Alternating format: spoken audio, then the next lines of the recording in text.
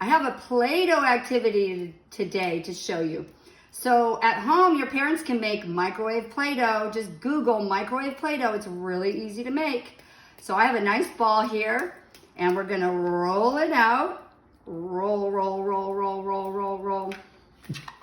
Roll, roll, roll, roll, roll, roll. Your parents need some thin little straws. And then we need either Cheerios or Fruit Loops and some sort of noodle. And your children can put the Fruit Loops on the straw. Kids love this activity. They might need to use their helping hand to help. Pincer grasp, helping hand to stabilize. Put on noodles. Put on noodles. Put on Fruit Loops. Oh, it's so much fun. We could spend hours doing this. You can use your creativity. Think of anything you can that would work on these straws. It's super fun. Thank you, friends. I miss playing with you. Bye.